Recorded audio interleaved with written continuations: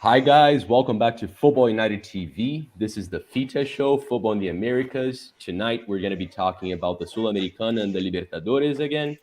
So stay tuned right after the intro.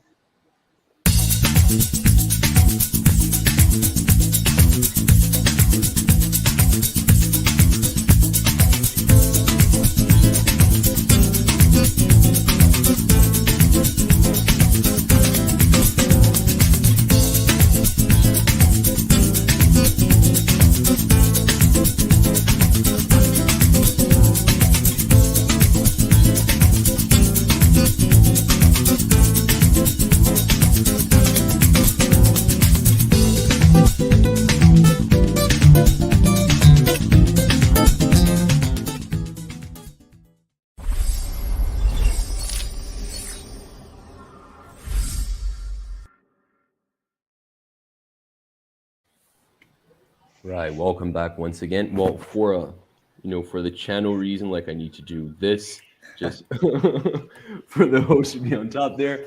Welcome back once again. The group stages of the Libertadores and the Sudamericana are done, and we have the draws for the knockout stages already. So we're back to talk about that. We have very exciting guests, one new face and two familiar faces as well. Johnny, my main man, how are you doing, man? What's up, guys? Glad to be back. We've skipped about a month, I think. So Yeah, it's been a a lot while. has happened since we last spoke, and yeah, I'm excited. Awesome, awesome. Our good friend Esteban is back once again to split some knowledge on both Colombian and South American football. Yeah, I'm here. I'm happy to be here. Not so happy about football, guys. I've been struggling with football these times, but I think it's fine. Huh? It's part of the game. Right. Well, yeah. Don't need to tell me about that, my man. My teams are not doing well. They haven't for a long time. Simon's with us as well. I think he's moving. How are you? Hi. Yeah, I'm good, thanks. I'm good. I'm just getting myself settled there. We've already started now. Apologies. No problem at all, my man. Welcome back and thank you. And that guy in the corner that looks like Rob Stark, he's my acting professor and my friend, Diego. How are you, my friend? I'm Maestro. okay. It's good to stay here with you, and it's a pleasure to talk about soccer, about international and everyone. Thank Awesome, you. awesome. Right, so let's get right to it because we have a lot to talk about, not too much time. Because Diego's not going to be with us for the whole thing, we're going to get started with Group E of the Sudamericana because that's where Internacional is at. That's his favorite club, the club he supports, and the club he knows the most about. So let's get to it. Give me 1 second. Right. Let me know when you guys are seeing what I'm seeing. Are you? Yep, there it Yeah. is. Okay. Mm. All right. So let's get straight to Group E. All right, Diego. Yeah. Um, how did you initially feel about this group? When I look at it, like Internacional were the clear favorites, but how'd you feel about this group? And then how'd you guys do? Yeah. I thought that it is easier, but it's very tough to get this another phase in the Sudamericana, because Inter starts in the main regional competition here in the south of Brazil. It's no good. It's a wrong way to play and wrong players without another coach. And then we start to change the coach twice. And now with Mano Menezes, the team starts to getting better, to play better and more consistent in the games. And now I'm happy. I'm optimist about the new phase against Colo Colo. It's the next game, you know. But it's not easy. I really thought that this is gonna be easier than really goes. I don't know. That's it. Okay. Yeah. No, yeah, that's perfect. Yeah, the Yeah. group was actually quite competitive. You guys drew the last match, right? And if you had lost, you'd have been out, Yeah. Yeah. right? Yeah. But Yeah. I don't thought I didn't think that it's gonna be this way, Yeah. because 9 of October, it's not a great team, and Guairena, and the main players of Inter and the history of the team, it's bigger than others. Yeah. And so you thought, okay, it's good, but no, we have a bad results. But now I think the things that go in the right way, in the right way to the another phase. That's it. Yeah. Inter's been doing amazing. They've been unbeaten since early April, actually, since April 10th. It's 16 games they haven't lost. It's 8 draws, Yeah. 8 wins, but still, like it- that's very impressive. Johnny, if you could for 1 second just talk briefly about the competition that Inter faced this in the group stage, because you're like I'm sure you're quite familiar with these three clubs. Yeah, I think I shared Diego's feelings on what this group looked like it was gonna look out to be. It seemed like Inter was supposed to be favored, but then they lose against 9 de Octubre in Ecuador. They tied Guarena at home, and then when they switched the coach from Medina to Manu Menezes, the team switched from day to night, and they won the last couple of games. The other three teams kind of lost points to each other, and Inter managed to go through and just sneaked by at the very end. So they're looking a lot better than they were maybe 3 weeks ago when the group stage ended. And now it looks like they're a strong contender for the title, in my opinion. All right. yeah. Do you Yeah. agree with that, Diego? Because that's obviously one of the questions I was going to ask. Do you see Inter going far in this competition? Is this the competition you're most likely to win? Yeah. And now with the Mano Menezes, the mentality that he puts in the players, and it's more consistency, in the way to play the game, the soccer game. It's our defense. It's I don't know how to say in last game with against Goiás, Mano changed the three, how to say volante, the medium Defensive midfielder. players. Defensive Yeah, midfielder. defense midfielders, and Edenilson, and the other it's Gabriel, and the other one player Johnny, and Yeah. the three are in the circle. Edenilson was left, and then in the right, and then in the middle, and starting the offense, the attack. It's another kind of way. It's another form to play the game. And with Medina, no, it's all the same, all the same. I don't believe in a title this way. But now I'm very optimistic about the results, because he changed totally the way to play soccer inside the Inter. It's all the cheer are optimists like me. I know that. I can talk about them. Right. Esteban, Simon, just very quickly, did you guys see Inter as the favorites of this group, and were you surprised that it was so tough for them to actually go and get through? Because there were definitely tougher groups in the Sudamericana this season. Yeah, I mean, I think they were definitely favourites. Like Independiente Medellin have kind of grown through the year. They started the year kind of a bit lost, but things have kind of fallen into place. They still have a chance. The final games today of making it to the final of the Colombian League, the playoffs. So they've had a good year all in. There's a decent side there. The two centre backs, Caravid, and they've got some good experience there, Moreno. I like Juan David Mosquera, the right back, right winger. He's highly sought after young wide player. So Medellin, I think, have kind of grown into the competition. Obviously, the points total didn't end up great for them, but they were definitely competitive throughout. But I think Internacional and just in general, the Brazilian sides generally are a step above. And I'm not surprised that they came through as comfortable. Well, not comfortable, but group winners in the end.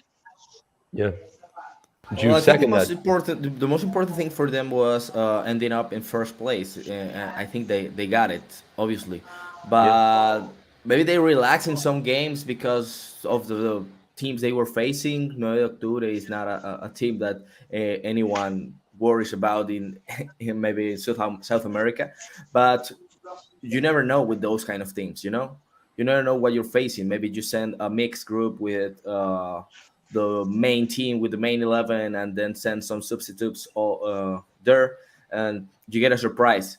That's the beauty about these competitions. But definitely they ended up, there's no surprise in this in this group E, but they are facing now a bigger team in the next round, in the how do you call it in English, the 16, Round of 16, yeah. the round of 16. Yeah, so let's see how they go with Colo Colo, because I can see that, of course, I don't follow a lot the Brazilian football, but I can see that they are in the third place of the Brasileirao. So Yeah. they are going okay. Maybe they were focusing on that competition, but of course they are some of the favorites over there with all the Brazilian sides, as Simon said, like Santos, uh, Sao Yeah. Paulo.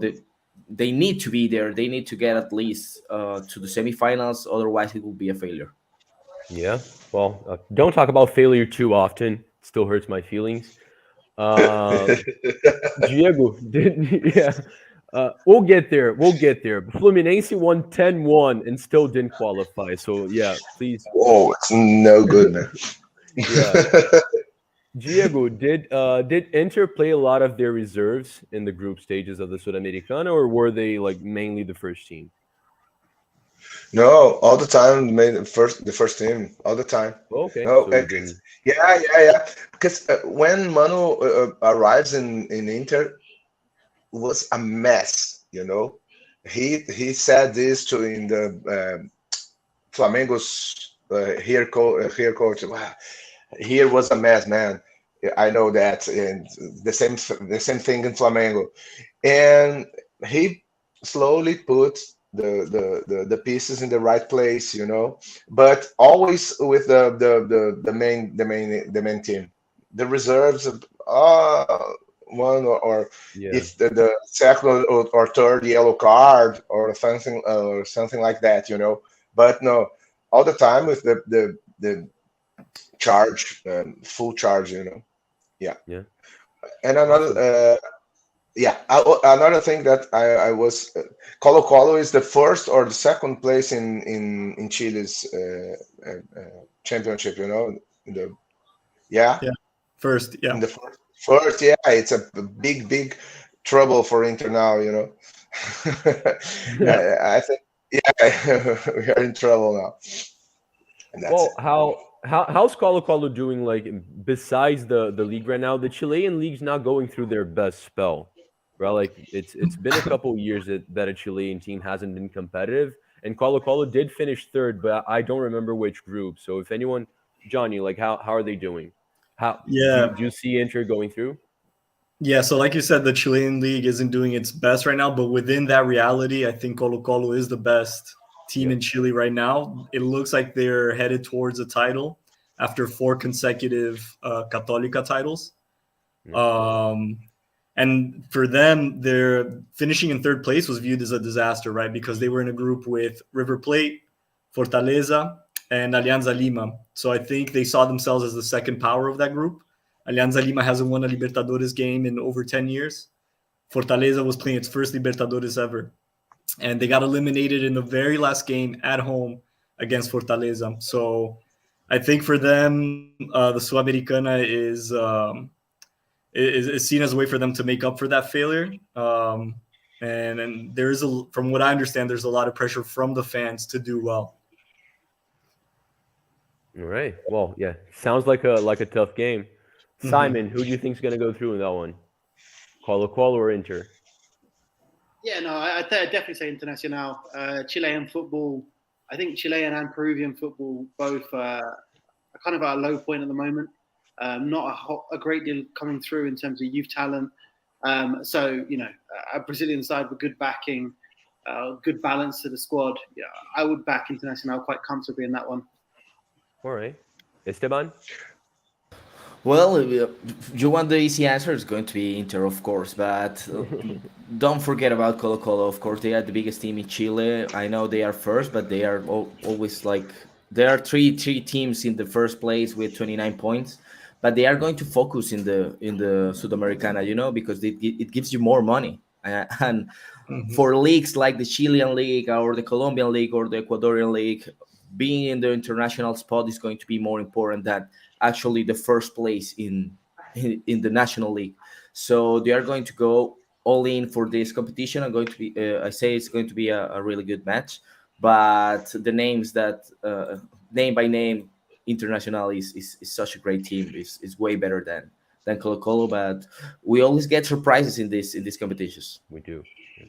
Now we are suffering too a lot of pressure from the cheer, from the fans. Yeah, because we didn't have a title in 15 years. I don't know, 10 years, 15 years. Yeah, and the way that we go out to the Copa Brazil to a little team from, I don't know, I can't remember the name, and Inter go to eliminate Globo, it. right? Yeah, it's what the I can't remember. Global.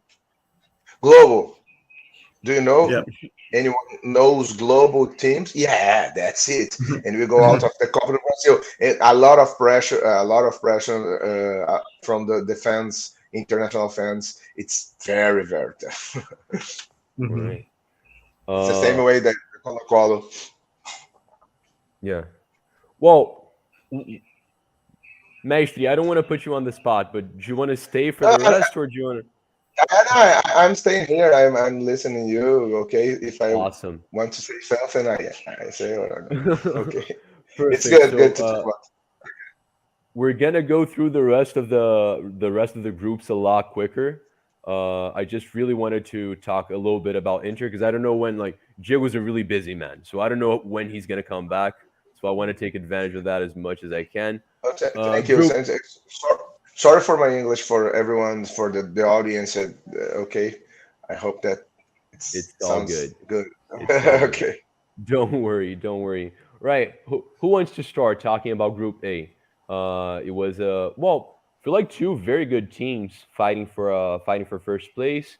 I take it the third and fourth like didn't really like stand too much of a chance, but like let's start with you, Simon.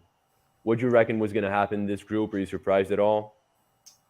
Yeah, particularly, I mean, Barcelona got to the semi-final of the Copa Libertadores last year. Yeah. They were, comfortably beaten by Flamengo in the end, but they would look very strong in the Libertadores. So I think they would have expected to be the favourites in this group alongside Lanús. Lanús obviously have made some progress in recent years. So for them to come out on top, I think is a reflection of their organisation.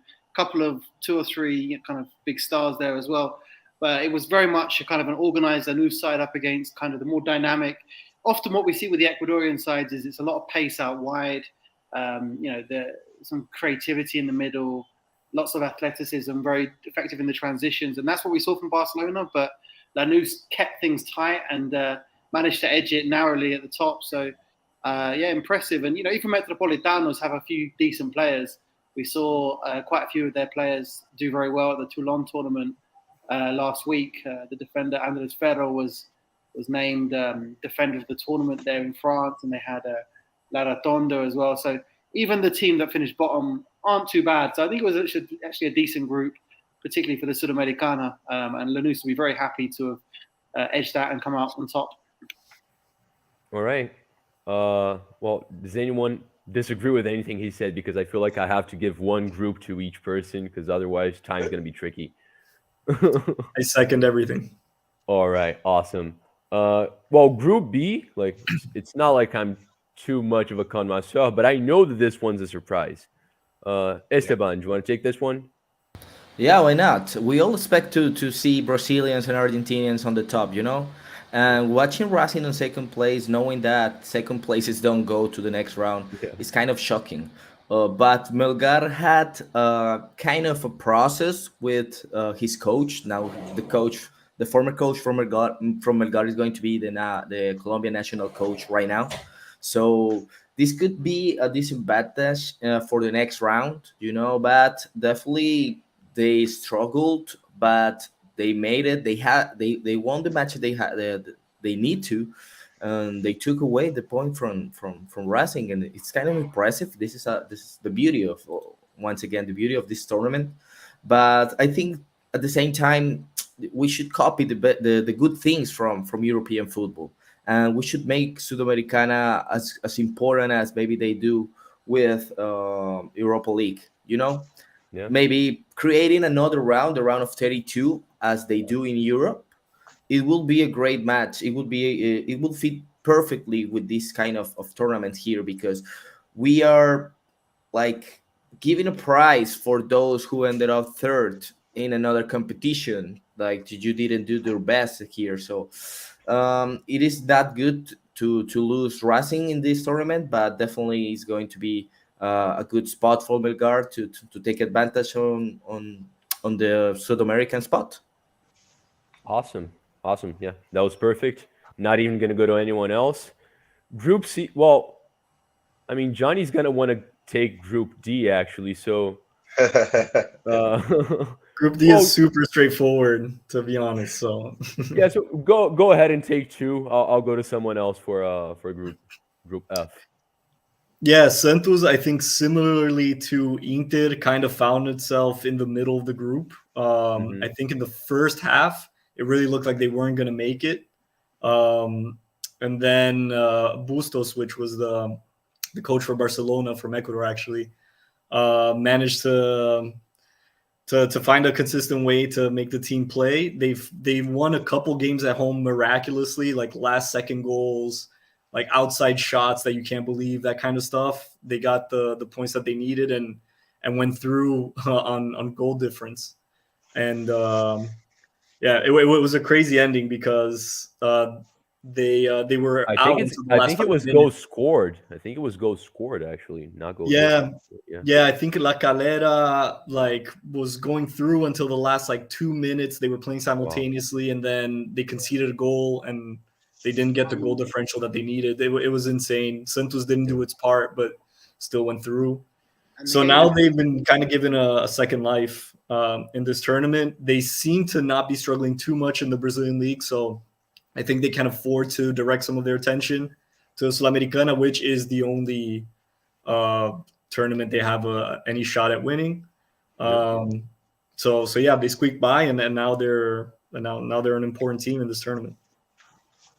All right. Right. What does anyone disagree with anything or want to add anything no, about? Think? no. Just shout out to Union La Carrera because they had a great performance in this group stage. They're really growing. They actually conceded 112th minute against Santos, and had they not done that, they would have definitely gone through. And then, as you said, the final day it came down to goal difference, final Mhm. second. So they came really, really close. And I think that's while I've been negative about Chilean football so far, I think that's a really positive story that one of the kind of emerging sides in the Chilean league, so competitive. I think that's more positive news for Chile. Awesome. Awesome. Well, Johnny, São Paulo did not have a tough time in this group. Yeah. No. It wasn't the best group in the competition though. Yeah, it was seen as maybe an annoying group because of all the traveling that had to be done. Yeah. A lot of these teams are not in major cities, so every single away game you have to take two flights, a bus ride, and all that. But the level was extremely low. It was actually a little disappointing that São Paulo didn't win every single game. Yeah. Um, but they played with their B, sometimes even their C team, especially at home, and still managed to win 5 out of 6. Yeah. And I mean, I think they're one of the contenders to the title. To be honest, I think it's hard to argue against that. Yeah, absolutely. Right. Let's go to group F and G now. Does anyone like Diego? Do you wanna risk talking about any of these? No, no, I'm okay. I'm just listening. Okay. Awesome. Okay. So in Group F, we have my most hated South American club outside of Brazil, LDU. Do you want to go in too much into that? Atlético Goianiense did like only Fluminense and Cuiabá didn't qualify out of all the Brazilian teams. We're doing well overall. Us Brazilians, not Fluminense, obviously. So Atlético Goianiense gone first. Like anything outstanding about this group, guys? Anything like too surprising? Anything that catches your eyes? I think it's the only group that you expect to get the first place from the Ecuadorian team. On the LDU? table, yeah, Liga Universitaria de Quito will be a bigger club than all the others one there, even that the Argentinian or the Brazilian one. Yeah. But yeah, it's kind of surprising, of course, because we are nowadays we are always expecting that the Ecuadorian teams are really physical, like someone else was explaining before, really physical, really fast, really good athletes. But maybe they were lacking something, even though they had a very good last 5 matches without losing any game, but they Hmm. didn't make it the first two. So it's kind of shocking here. This is a surprise, of course. Yeah. It's I remember Defensa and Justicia were doing quite well last season, so it surprises me to see them doing so poorly this one They now. won the Copa Sudamericana 2 years ago against Yeah, they're Lanús with Crespo as their coach.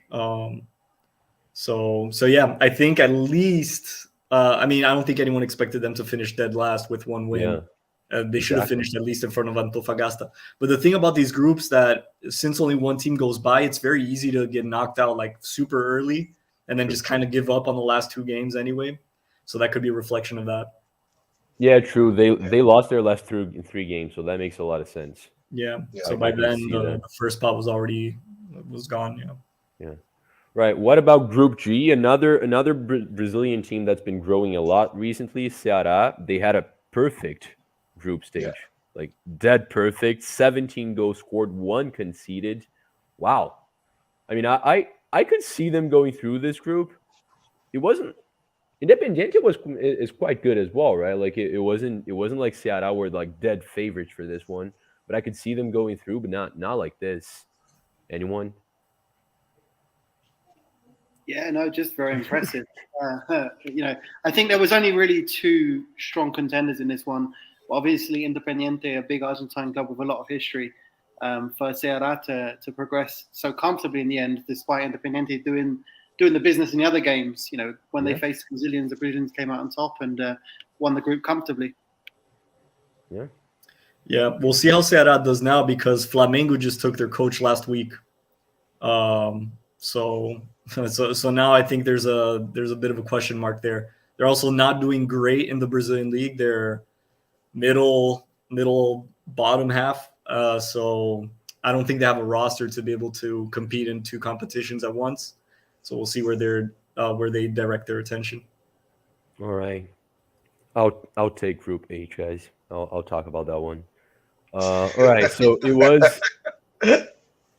was the toughest group in the competition. Don't get me wrong, right? Like it's not like embarrassing that Fluminense didn't qualify because Union and Junior Barranquilla are two like really good sides, but it's very frustrating. Like it was Fluminense was like slightly favorite just because we're Brazilian. Like that's pretty much it.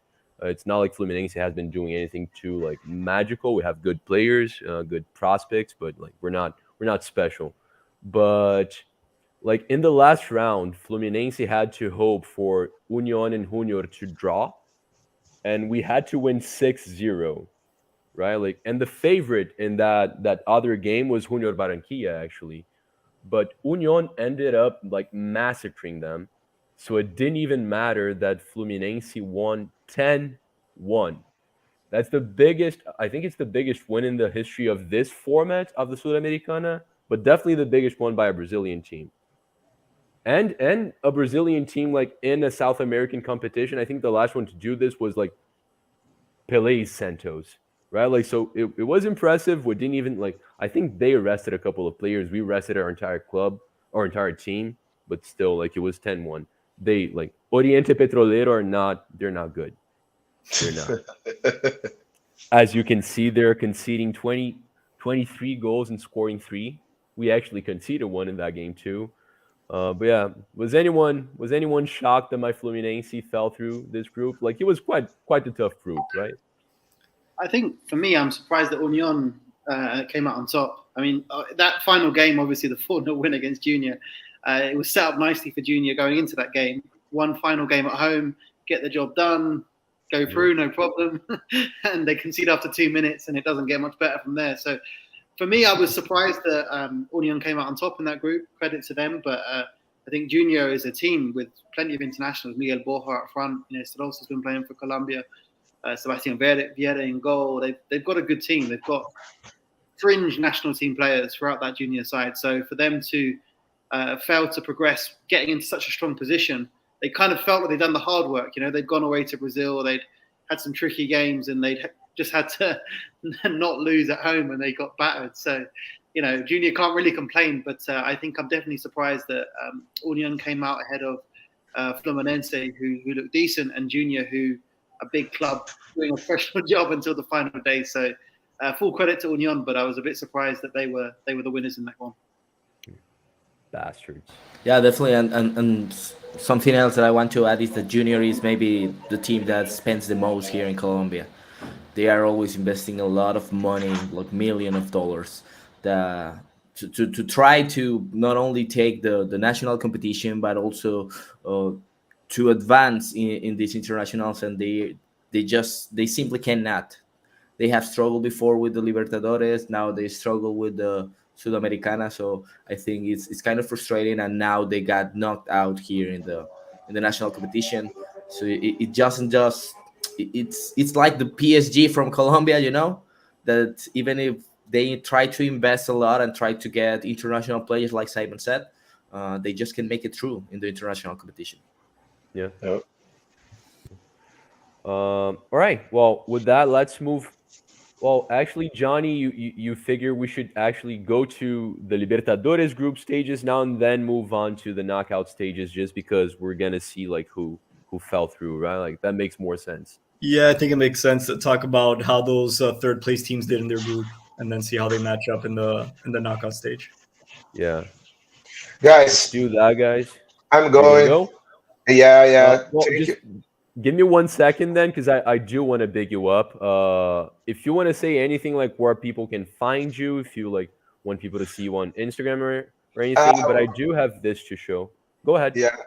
Okay. No, first of all, I want to thank you, Charlie, for inviting me and my my colleagues here to talk about Inter. Just for Inter, sorry for my English, but I'm a film director and I have a movie called Silencio, and you can find it. Yeah, that's it, Silencio movie. We are on Amazon, UK and US, and now we are on Vimeo on demand, and the guys can find with our Instagram. It's Silencio Movie.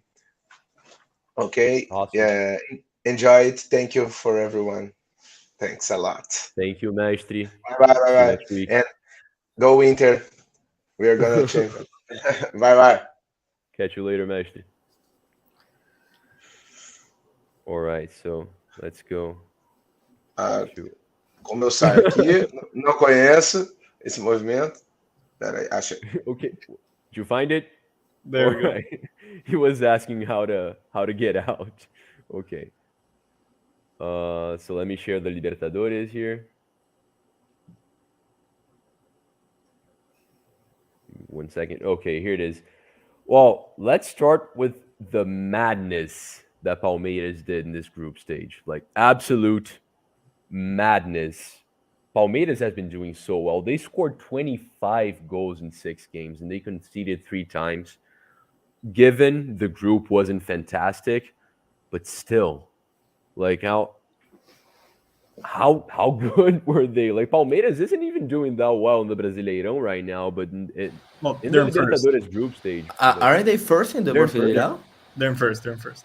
But they are killing it, Never just like mind they, what I they just did. said. They did with the group stage. They Yeah. are that, like by far. Damn. The only thing that obviously there isn't, you don't have to go too deep in the analysis here. Palmeiras is, the two-time champion, strong contender for the third title in a row. But what I think is interesting to be said is that Palmeiras' coach, the Portuguese Abel Ferreira, even though he's back-to-back Libertadores champion, he still gets criticized in Brazil for playing, or getting accused of playing, some people don't agree, a very defensive game of staying back, waiting for the opposing team to attack, leave room in the back, and then counter. Um, it looks like he took those criticisms personally, and this year he's trying not only to win, but to break every record imaginable. So I think that's why you've seen Palmeiras up 4-0, 5-0, 6-0, and Abel Ferreira on the sideline going crazy because he wants the seventh, he wants the eighth, he wants the ninth goal.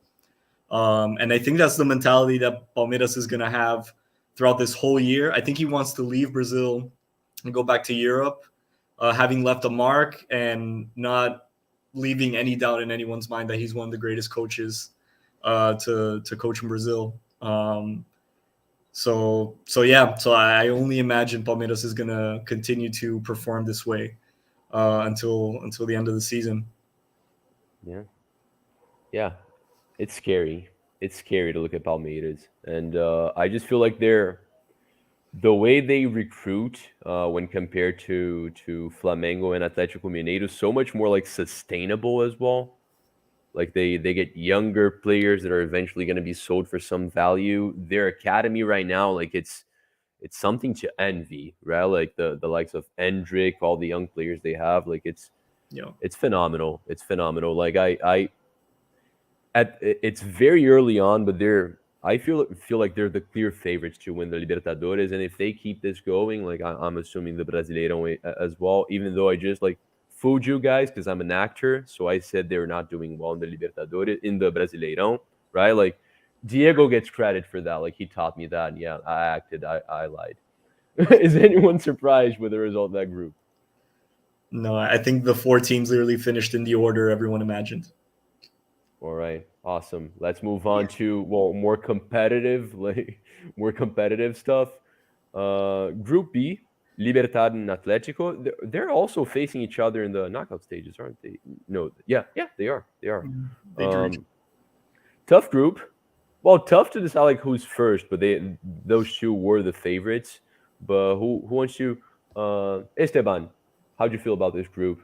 Are you surprised at all?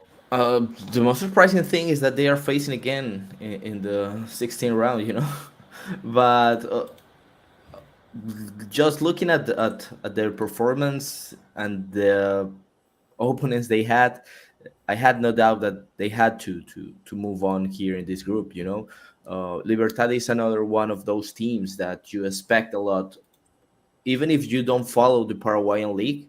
That Libertad is a big team in South America. Yeah. So you expect a lot of those kind of teams, same as the Uruguayan teams like Nacional, like Olimpo. But yeah, it's good, and I see that that's Atlético Paranaense, right? Yeah. That Paranaense is kind of stepping forward in the international competition as well. So they are going good things here. I didn't have a doubt about the strongest or Caracas, maybe just some kind of matches. I remember some of them facing Colombian teams in previous competitions. They have some interest prospects there, but I had no doubt here. Yeah, right. I think Caracas, for them, they've been really quite poor in the league in Venezuela this season, which is a big surprise because they're usually one of the biggest sides. I think for them, they came close because this was quite a tight group. All of the teams finished fairly close, and obviously the strongest have a massive, huge advantage at home because they play on top of a mountain. So that's obviously an advantage. But I think for Caracas, they could have progressed, but it would have come down to Samson Akinyola finding the net a bit more. They've signed a few African players, Caracas, which is quite an interesting development, which is one I think potentially to watch out for with outside of Brazil, outside of Argentina, with these clubs frequently losing their players to the big. Now that Brazil are starting to recruit quite smartly from inside the continent as well, it's really hard to win an advantage. So it'll be interesting to see if they do clubs continue to look to Africa or look to recruit from outside of the region, because Akinola and Bonsu, two African players, are good for Caracas. So I think it was a fairly tight group in the end. I don't think any teams will feel particularly embarrassed by their contribution, and it did come down to the last couple of games, which is always kind of the aim for the smaller side. So not surprised with the result, but it could have been slightly different if the strongest had made better use of their home advantage and Caracas had found the net a little bit more. All right, perfect. Well, moving on to Group C, that was a really tough group. I know Bragantino's not quite famous yet, but you do see the Red Bull logo, so you can only assume, like, if you I haven't was been going to following. ask that. Is that the Red Bull team, right? Yeah, Red Bull Bragantino. How are they So, performing in the National League? Right now, pretty bad. They actually went like 8 games without a win until yesterday. Yesterday, they won their first game in, I think, a month and a half. Last year was great. They finished 5th, if I'm not mistaken. But this year, they didn't start as well. Looks like their coach is at the brink of getting fired. They finished last in the Libertadores. They're already eliminated from the Brazilian Cup as well. So it hasn't been the best year for them. Okay. Yeah, Sudamericana final last year as well, and they had that Artur. Yeah. Artur was a brilliant player. Still there. Really number 10. I'm surprised he hasn't moved. I bet he probably wishes he did, given how well last now this year's been difficult. So maybe the summer, but one to watch out for definitely. Yeah, he just got back from a pretty bad injury. I think 3 or 4 months. So that might have had something to do with it. This is what I discuss always. Those teams from Brazil that they got like 20 spots into the South American competitions is kind of pointless. They are going to perform this at this level here. Of course, they did great last year, so that they got the direct spot here. But it's not equal for all the competitions. You see here, okay, you maybe you were expecting a little more from Nacional, like I said before, but watching 2 Argentinians on the top is not a surprise for anyone. No, of course not. Well, and to be fair though, I think Vélez only went through because in the very last game they played against Estudiantes at home, and Estudiantes was already qualified and already in first, so they played a lot of their reserves. Vélez got the win. And got the second place in the very last match. I don't think they would have gotten that game in a different circumstance, but that's part of the game. All right. Atlético struggled a lot in what looks to be like a quite simple group. If you look at Atlético Mineiro and the team they have, like Hulk flying or smashing, however you want to put it, and it's. I'm very surprised that are they doing well in the Brasileirão, Johnny? I don't want to. No, not great. I would say they have more points than they do performance. If that makes sense. I think they're in 6th place, if I'm not mistaken, just 5 points behind Palmeiras, maybe 6 points behind Palmeiras. So it's not terrible, but compared to what they were last year, they're just a shadow of what they were. Right? They actually didn't lose any of their starters. They just switched the coach. And they actually lost a lot of their reserves, so they don't have the depth in their roster that they had last year. But aside from that, the starting 11 is the exact same team from last year, so it's a little surprising. But I think with the new coach, you're susceptible to that. Yeah, El Turco, like he hasn't been doing well, right? And, his greatest achievement was winning the Mexican Clausura, I think, with Monterrey. El Turco Mohamed. He's not one of the biggest coaching names in South America, but I mean, he's not. He's seen as a good coach. Yeah, but still, like they were already like in the last round. They were already qualified. They stood no chance of even losing first place. Like that would have been really unlikely because 3-goal difference, and the other Brazilian, America. Strongly disappointing for them. I think it was their debut in the Libertadores, right? And not the greatest debut ever. Yeah, I think it's important to remember that they went through 2 preliminary knockout stages before reaching the group stage.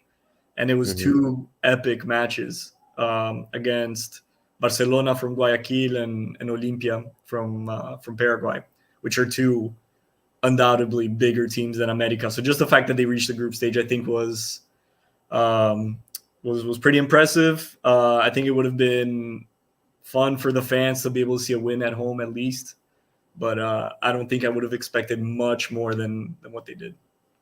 All right.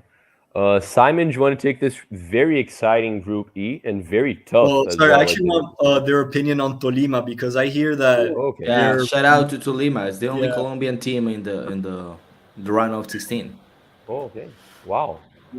Yeah, Tolima are good.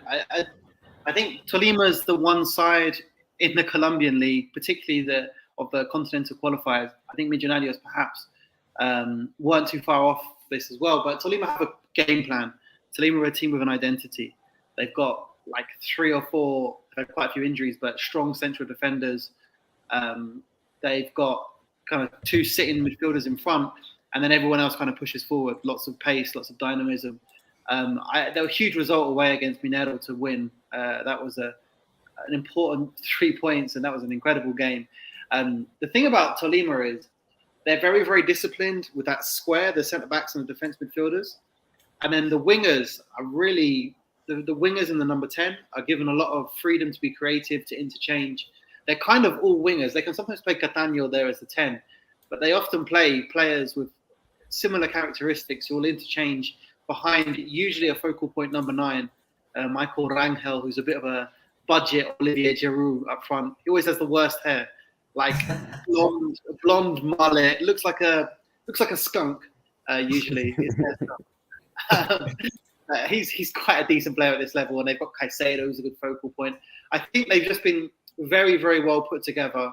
They've consistently kept an identity, even if the manager's changed. They had Gamero before.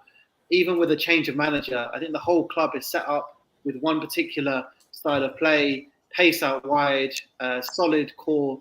So I'm not surprised they did well, but obviously coming ahead of Independiente del Valle is a very good result because IDV is probably the best run club in South America for their budget, the Ecuadorians. So to edge them out, I think is great credit to the project there in Tolima. So I'm happy Tolima go through because I think Tolima is a Colombian team that combines good quality with good quality ideas.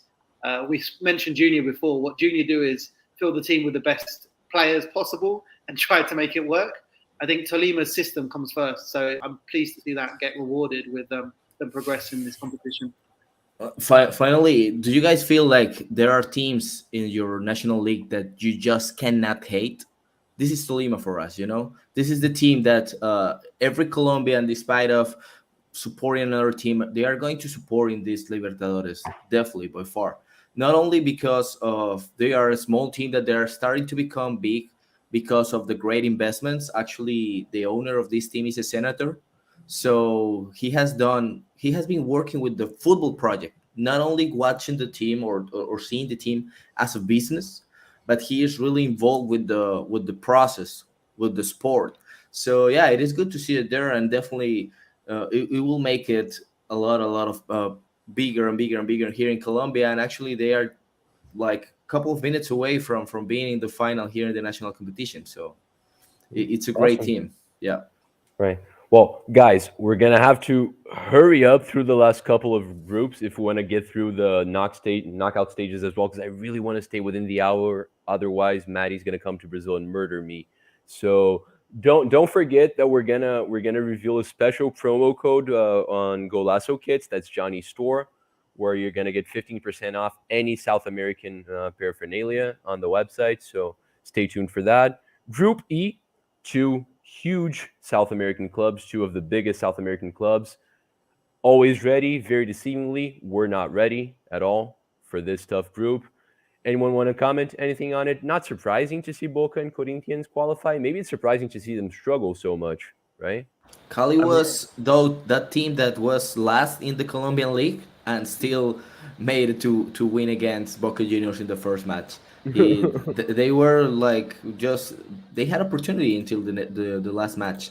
So yeah, it was kind of funny because of that. They were last in the Colombian league, but they were doing great here in the Libertadores. Saved the Yeah. manager, I think, for a long time. But yeah, I don't think Boca are that good. Although I don't know, they're improving. Boca are improving. They've got big names. They've got a good squad of players. I think there's still some work to be done, but I think the ceiling's still high for that group.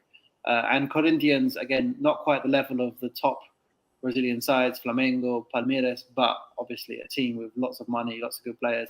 Candido there, the Colombian midfield, I absolutely love. So, yeah, not surprising the result, but surprising it was so close, particularly given how terrible Deportivo Cali have been. This Libertadores performance definitely confused the fans. They didn't have to be angry or delighted. So, there we go. Yeah.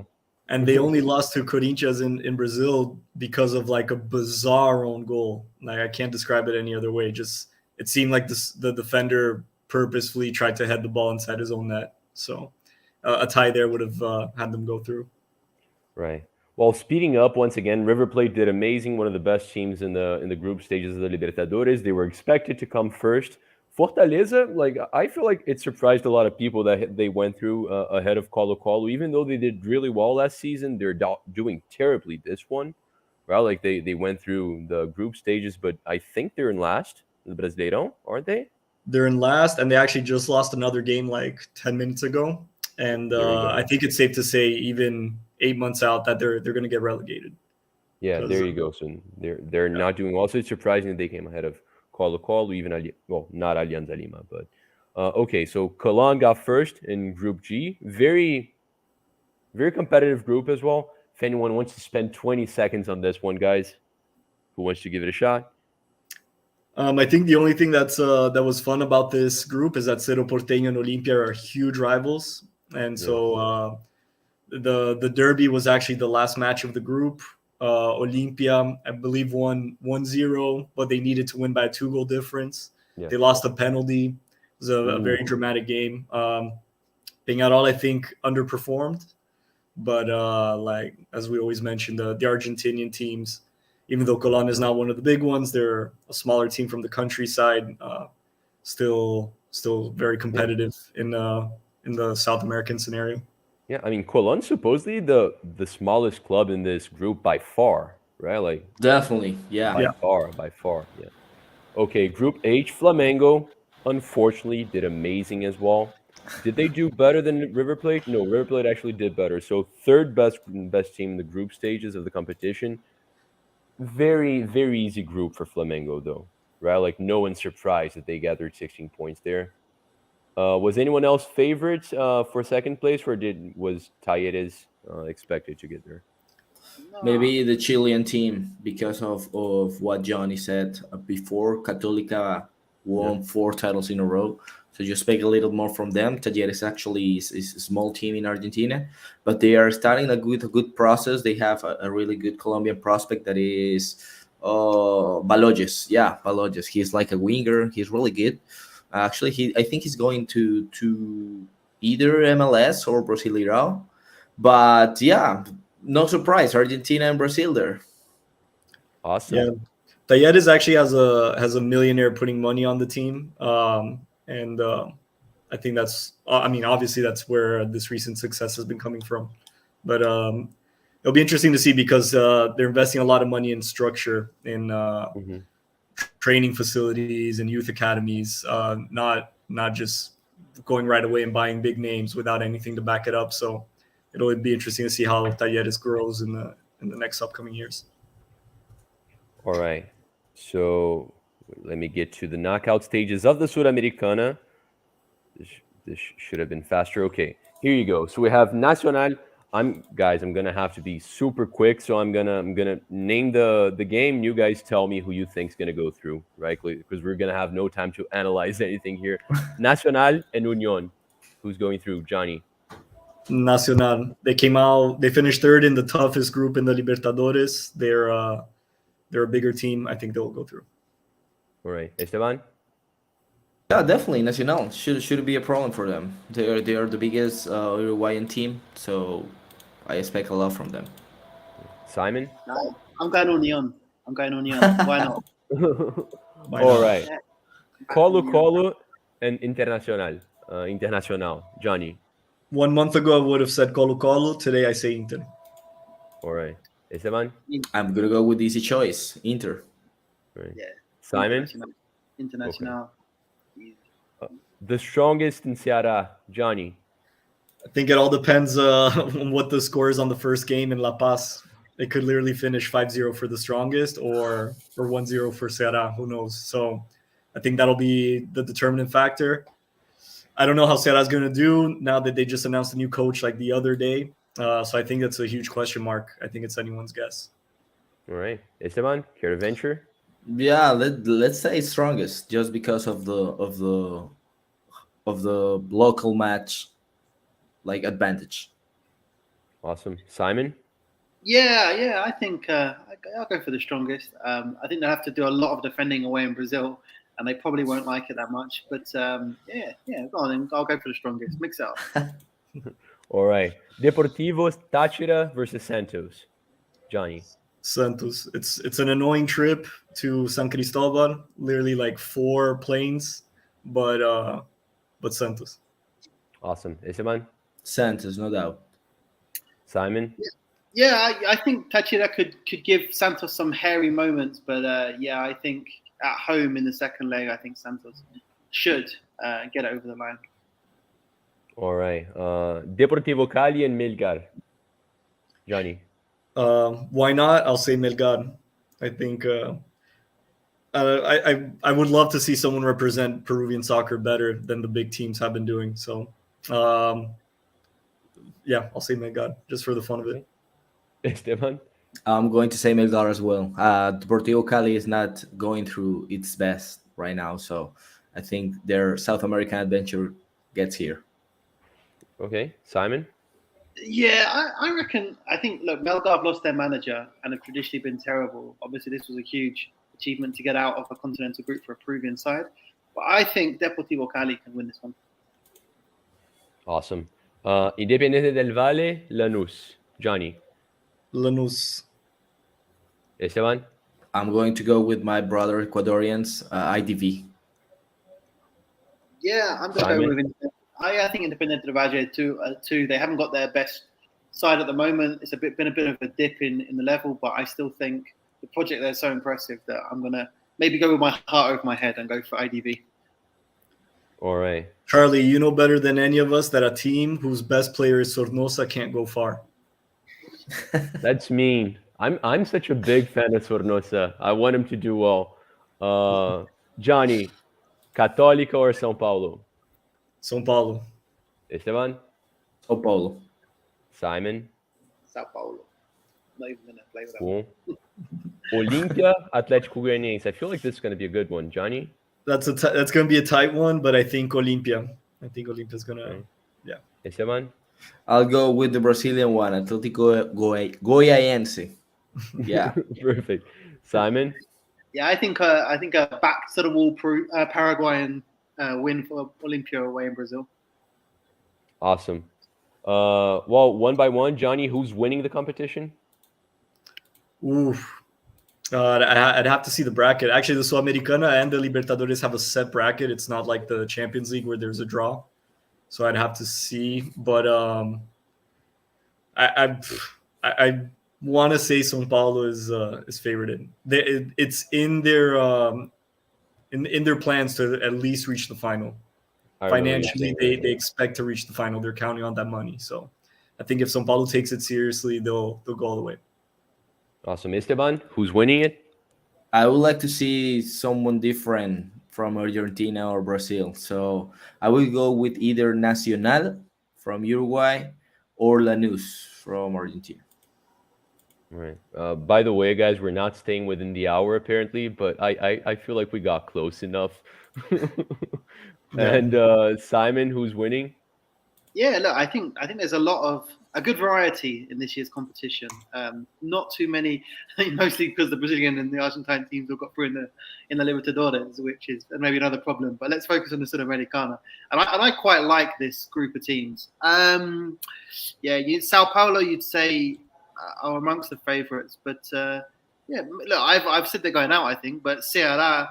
Got a name say, we've seen last few years some of these Brazilian kind of mid-level teams progress and do well. I think perhaps one of those two could potentially make a challenge, a surprise challenge in the mold of Imagine. Paranaense and Bragantino from last year. All right, cool. There's actually one representative from every single country still alive in the Sudamericana, so that's something Yeah, cool. that's very fun. All right, let's move on to the Libertadores. Emelec and Atlético Mineiro. Well, that's Johnny. Atletico is the worst it's been in the past 2 years, so it's tough. I think it's gonna be tough, but they'll go through. All right, Esteban, Same here. Mineiro should have no problem with Emelec. Simon. Yeah, but Mineiro is a better side. But I think Emelec, with the pace they have out wide, could potentially cause some trouble. But yeah, I think Mineiro with Hodge smashing them in up top. Mineiro should win. Libertad is actually the club that got Fluminense out of the competition, but I thought they were horrible. I thought they were really physical, but they weren't good It was Olimpia, whatsoever. right? No, I think it was was it not Libertad? I think it was Olimpia. I'm doing so well tonight. Yeah, it was Olympia because Olympia is now in the Sudamericana. So yeah, Oh, so they finished third in their group. they finished Okay, there. I'm Correct. just fantastic tonight. Anyway, that's so entertaining. They have similar badges. You know, they are both black and white. They are Paraguayan. So But thank you for defending me, Esteban. I appreciate that. Very tough game though, Atlético Paranaense and Libertad. They played each other in the group stage. I'm gonna go with Libertad. Right, Esteban, same here, going with the Paraguayans. Simon. I'm going Brazil. Paranaense. With Big Awesome. Phil. Well, another one. Corinthians and Boca were also in the same group, right? Like, how many Correct. times did this happen? Like, you have that happening twice in the same knockout stages. That can't be too common. Who's going through, Johnny? Corinthians. Tough one. Yeah. It hurts to say, but Corinthians. Esteban, Same here. I'm going with Corinthians right here. Simon. I'm being quite contrarian though. I'm going Boca. I think ugly Boca are going to get through, and it's going to be ugly. Second leg, Bombonera. I think they'll get over the line, and it will be horrible. All right. Well, just because I have to ask, Cerro Porteño or Palmeiras? I think it's more of a question of by how much. Yeah. More than anything, but yeah, Palmeiras. Did you guys Palmeiras agree? by Like, far. Yeah. Yeah, no. So good, but also so professional. You know, they've got the combination. If you bet on a Cerro Porteño victory and they actually win, like you're gonna get rich. Like you bet $10, you're a millionaire there. It's gonna be a tough one. It's gonna be a tough one. Talleres Cordoba versus Colón. Johnny, Colón, Esteban. because of La Pulga Rodriguez. I'm going with Talleres here. All right, Simon. I was leaning Talleres, but I love Pulga so much that I'm going to go. I've been so full on. We all love La Pulga, yeah. All right. Well, Without a Vélez is a good. Vélez is a good side, but they're facing River Plate. I'm assuming most people are going to say the same thing, but still, Johnny. Yeah, I think it's gonna be River Plate, and you're gonna kill me, Charlie. But I have to ask them: is Borja gonna be the substitute of Julian Alvarez? What? Well, it's just a rumor, right? I don't know if Is Simon. it? Simon is the one with the. Because I With think the it's. move. And I think Simon is our local Fabrizio Romano. Nah, I've got no stake in that one. I'm not touching Borja. Borja do his own thing.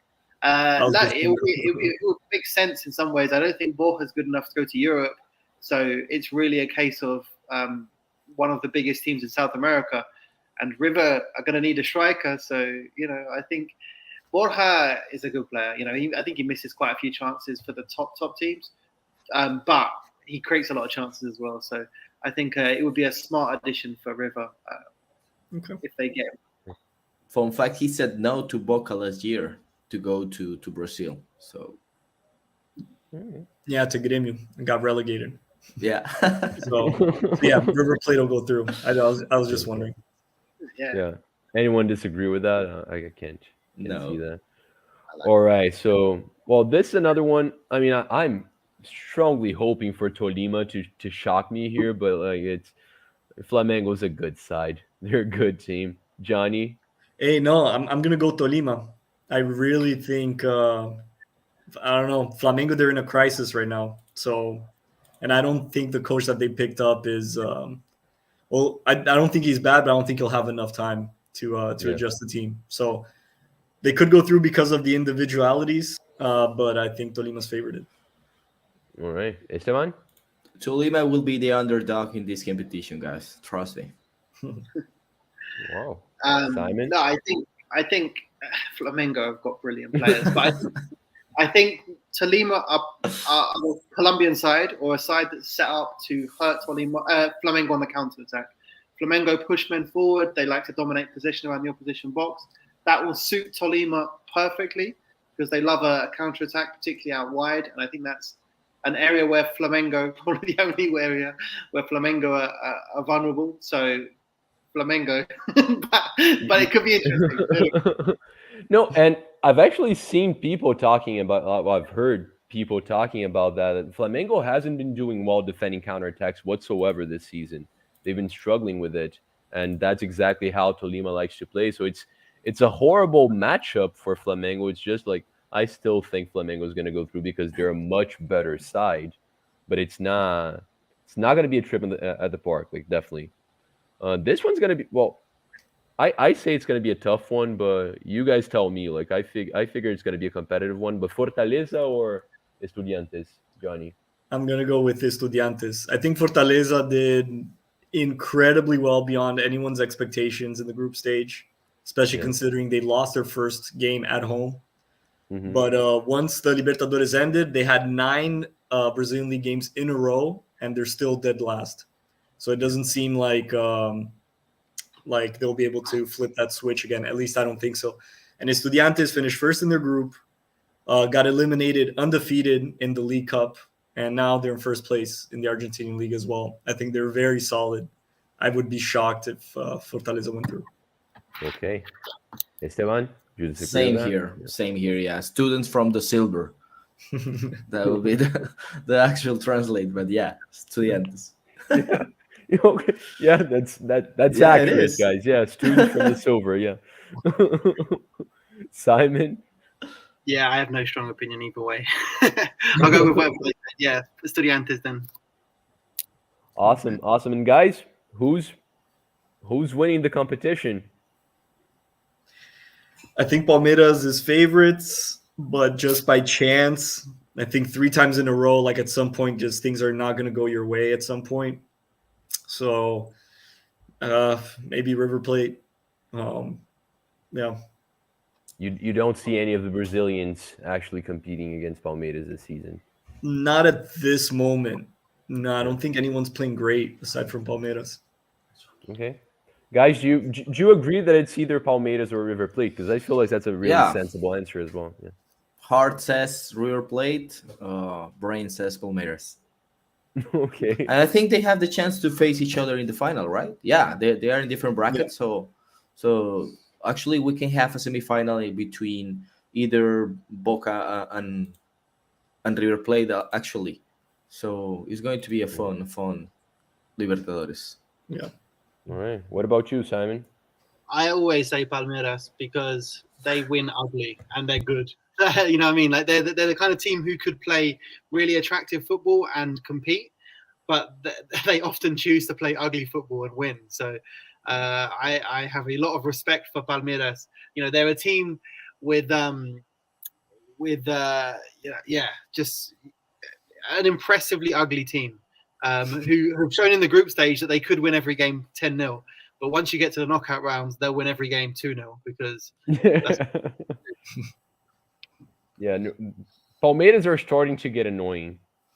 They definitely are. But I have a lot of respect for Abel Ferreira, though. And if he does win 3 Libertadores in a row, it's going to be tough not to say that he's one of the best managers ever in Brazil. Not necessarily best. you do have Muricy Ramalho at São Paulo as well, but like one of the best for sure. Guys, let me close this one because now like we've gone past the hour mark already. We're pushing to 110 now. I have to let you guys shout out your socials, whatever you want to do. Let's start with you, Esteban, because Simon somewhere else.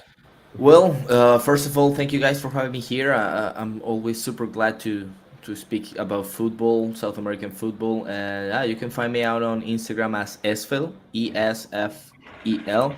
Also on Twitch and Twitter with the same nickname. So thank you guys so much. Thank you, man. Thank you. And I'm sorry it was so rushed, like all the way from the creation of the stream itself to the actual way we conducted things here. It was very sped up. Like wanted to spend some time at Inter, but thank you so much. As always, like this is home for you guys. Like whenever you want to come back, you're always invited. It was a blessing to have you here, Simon, my man. Thank you once again. You're a legend. Where can people find you? What are you up to?